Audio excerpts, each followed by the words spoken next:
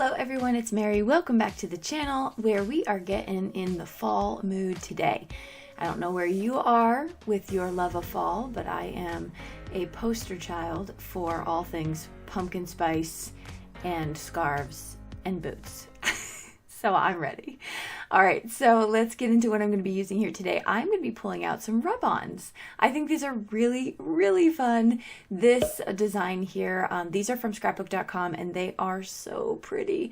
And I have multiple cards that I'm going to be doing with just these rub-ons. So make sure to check out the link below where I post all of my photos for my card projects that I do with those because they're really fun.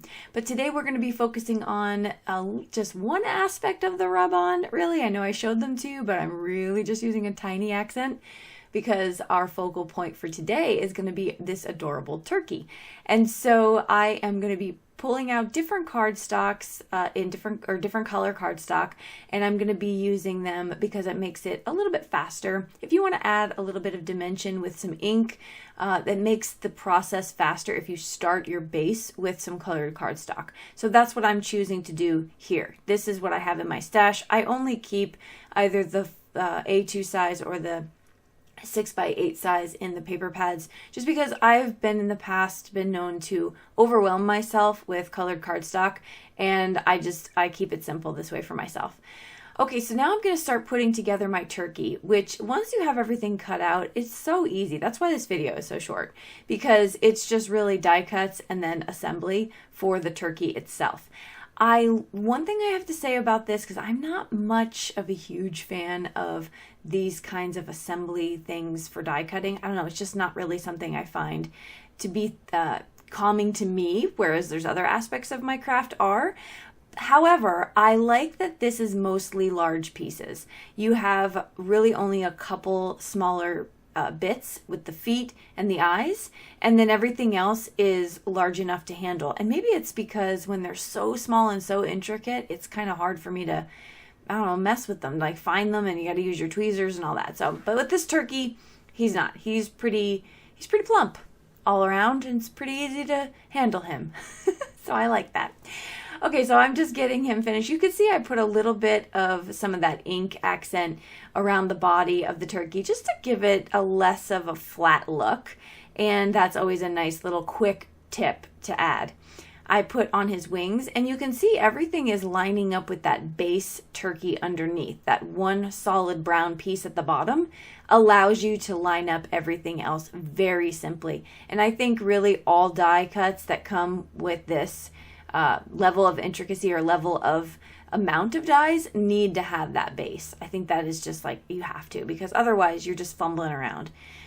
All right, I'm going to add some little dots to his eyes, and then his little nose is going to be this little orange piece, and our turkey is pretty much done. He's just adorable, if I do say so myself.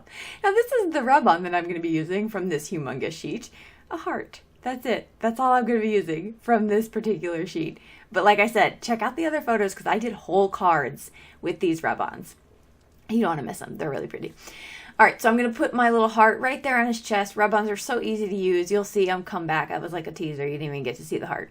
But I'll show you the final pictures in a minute. Now, for the sentiment, I'm going to choose to use this sentiment here from one of the die sentiment sets I have.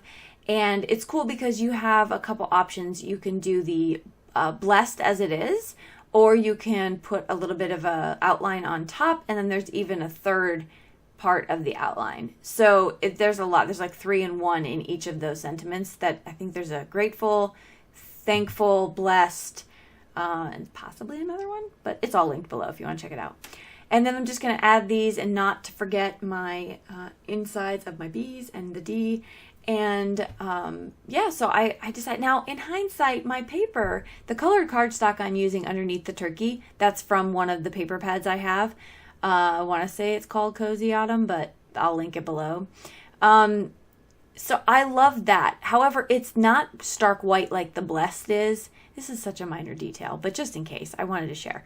I think I would have gone for a different outline for that Blessed. Maybe a gold glitter. That would have been cool. But anyway, just sharing that. And then I'm going to pop up my turkey with some foam tape, use some Artis liquid glue here, add that to my card panel, which is an A2 size card, 4 1/4 by 5.5. And then once I get that finished, because I wanted sort of like a border, like a, I don't know what it's called, like when you do a frame. Hello, it's called a frame. And I have that little tiny bit of brown peeking underneath. So I love that. And now this looks like a super fall card. So that's it. That'll do it for the card. I am so glad that you joined me for this very short project.